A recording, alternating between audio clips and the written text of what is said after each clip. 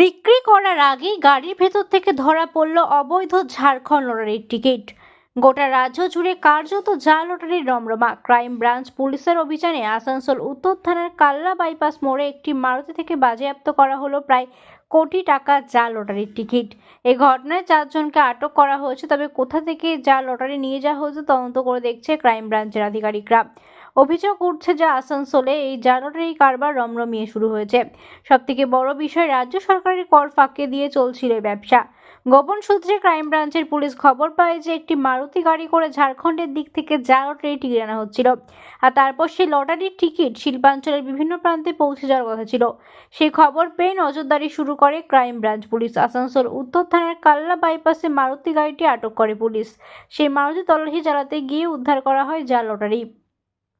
এই ঘটনায় চালক সহ 4 জনকে গ্রেফতার করা হয়েছে। জাল লটারির টিকিট বাজেয়াপ্ত করা হয়েছে। সম্ভবত ভিন রাজ্য থেকে ছেপে লটারির টিকিটগুলি শিল্পাঞ্চলে আনা হচ্ছিল। উল্লেখ্য, শিল্পাঞ্চল জুড়ে জাল লটারির রমরমা কারবার নিয়ে বিভিন্ন সময়ে অভিযোগ সামনে এসছে।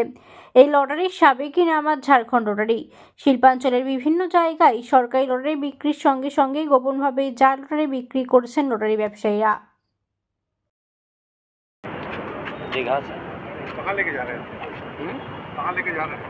निरसा जा रहा है। ये लौट से कैसा लौटा? पता नहीं, कोई भर दिया वाला है। आपका गाड़ी में कोई भर दिया है?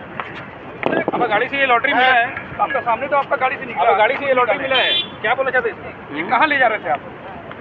पता नहीं, वो साथ में जो है वही जानता, हमको पता नहीं।